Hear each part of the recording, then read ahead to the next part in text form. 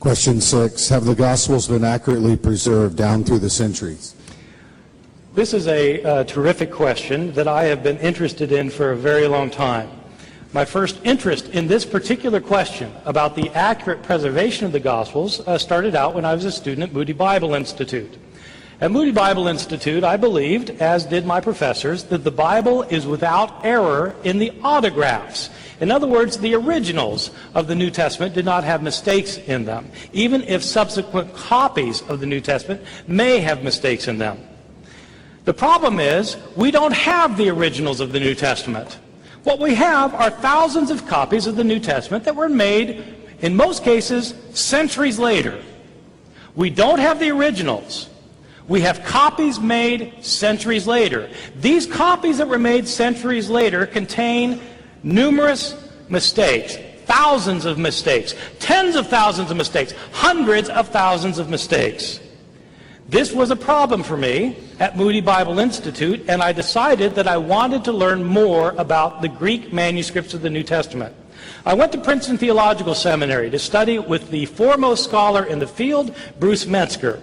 I devoted years of my life to this study. This has been the core of my research for the past 30 years. At some point, I came to the realization that my belief in the inerrancy of the autographs didn't make sense. If God inspired the Bible without error, why hadn't He preserved the Bible without error? I couldn't think of a good answer then, and I still can't think of a good answer now, even though I think I've heard every answer ever proposed. I couldn't any longer believe that God had inspired the originals because I was sure He had not preserved the original. Let me tell you now what I think about this entire situation, which is that we cannot know whether the Gospels have been preserved accurately through the ages, and I'm going to try and illustrate with you by explaining how it worked. Take the Gospel of Mark. Whenever Mark was written, say it was written in the year 65 or in the year 70, in the city of Rome, say, I don't know where it was made. Whoever wrote Mark put it in circulation, and somebody copied the Gospel of Mark. Then somebody copied that copy, and somebody copied the copy of the copy, then somebody copied the copy of the copy of the copy of the copy. And we don't have any of those copies. Everybody who copied the text made mistakes. Our first surviving copy of Mark probably dates to around the year 220 A.D. That is, 150 years after Mark was first produced. Our first complete copy of Mark comes from the year 350, about 280 years after Mark. We have lots of copies from later times. From thousands of years, 1,000 years after Mark, we get lots of copies. When you compare all of these copies with one another, they all differ from one another. And what is striking is that the earlier you go to look at the manuscripts, the more differences you find. The earliest copies have the most mistakes. What would happen if we found copies that were still earlier? The only evidence we have is the evidence that survives, which suggests that in the early periods of copying, there was the most mistakes made. How many were made the first month, or the first year, or the first decade? How many mistakes were made in the copy of the copy of the copy, which served as the copy of all the copies that we now have? We have no way of knowing. If Craig thinks that we have a way of knowing how the gospel was changed in its first 100 years, I want to know what the answer is, because I've worked on this problem for 30 years, and I don't know of a way to know, and I've never seen a good explanation. You can't argue that we have lots and lots of copies of Mark, and therefore we know what was originally in Mark. These lots and lots of copies are from many centuries after Mark was written. How could we know that these copies stem from a correct copy instead of an errant copy? Our earliest ones are all highly errant. Sometimes you will hear Christian apologists say that the New Testament is the best attested book from antiquity, and therefore you can trust it. It's true it's the best attested book from antiquity, but the attestation is all from 1,000 years later. It doesn't make sense to say that you can trust it because it's well attested. If the New Testament was well attested, then you could say what the New Testament originally said. Whether you should trust it or not is another question. But the reality is we have lots of late manuscripts of Mark and of every other book of the New Testament. We don't have early ones, and the earliest ones we have are filled with mistakes. Question number 5. Do archaeologists and historians use the Gospels as sources? It's very easy to answer the question whether the archaeologists use the Gospels as sources. The answer is flat out no. Archaeologists dig to find material remains from antiquity, and their digs are not based on the study of literary texts such as the New Testament Gospels, as any bona fide archaeologist will tell you. But historians, of course, do use the Gospels as sources, principally as sources for knowing about the life of the historical Jesus. They have to because there are no other sources that are reliable that exist, which leaves us with a problem, since the only sources that do exist are the Gospels, and they're not reliable either. There's no doubt that the historical Jesus is the most important person in the history of Western civilization. There is no doubt of that at all, in my opinion. But the unfortunate thing about Jesus is that we have such scanty documentation about his life. Most people don't realize this. But Jesus is never mentioned in any Greek or Roman non-Christian source until 80 years after his death. There is no record of Jesus having lived in these sources.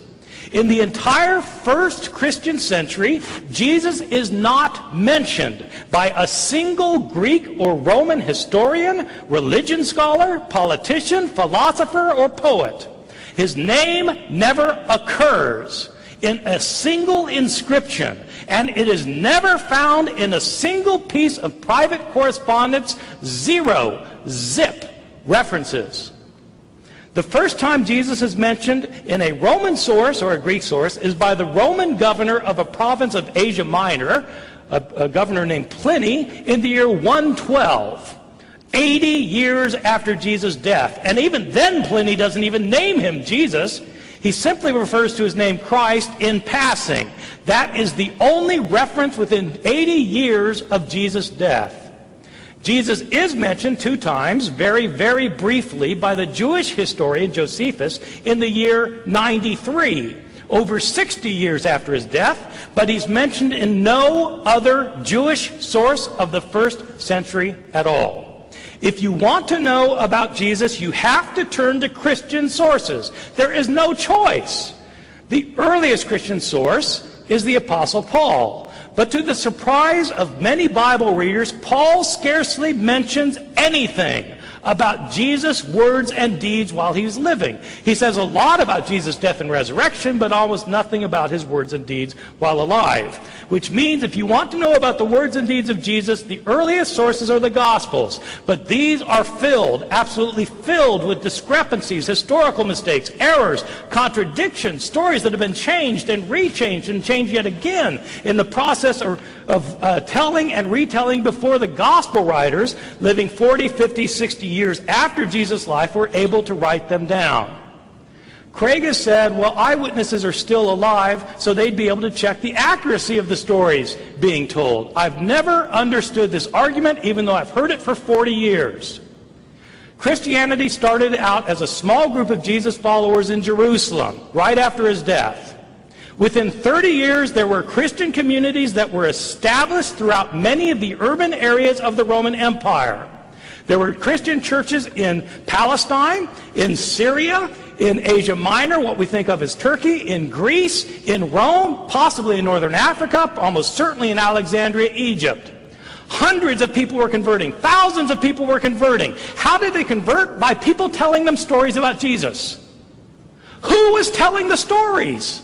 If I convert you, and you convert your wife, and your wife converts her next-door neighbor, and next-door neighbor converts her husband, and her husband converts a business associate who goes to another city and converts his business associate, who's telling the stories? Is it eyewitnesses?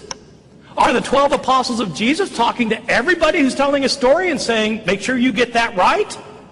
The eyewitnesses are probably in Jerusalem.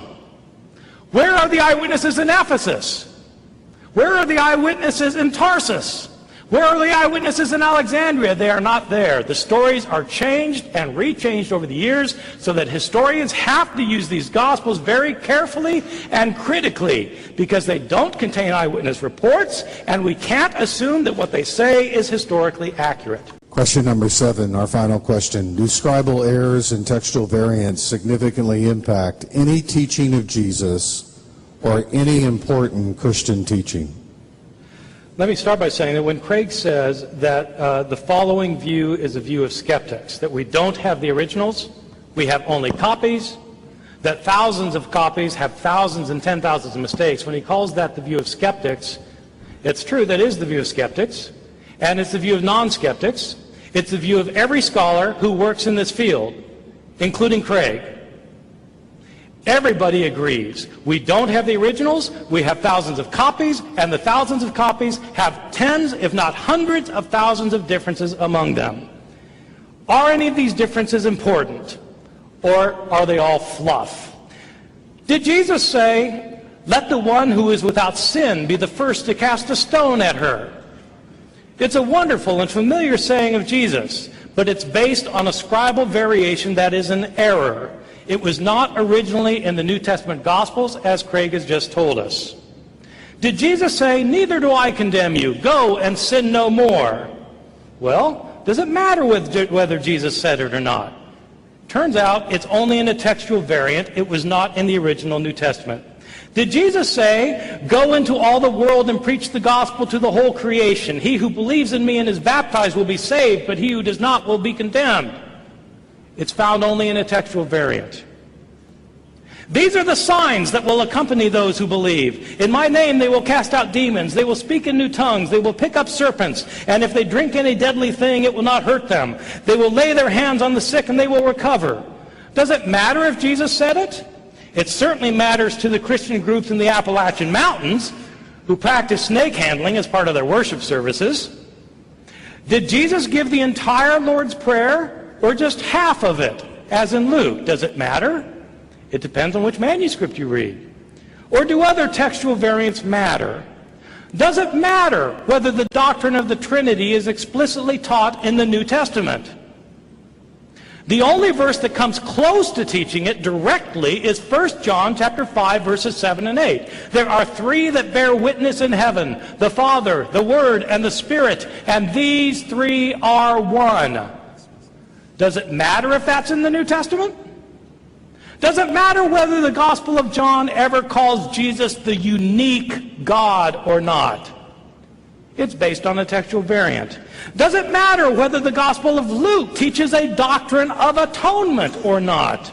The view that Jesus died for the sake of others. It depends on a textual variant. Does it matter if Jesus was in such agony before his arrest that he sweat blood? It's found in only a single textual variant of the Gospel of Luke.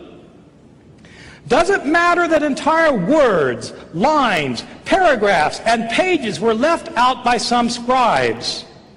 Does it matter that there are numerous places in the New Testament where scholars cannot decide what the original text said? Does it matter that there are some places where we will never know what the original author said? Does that matter or not?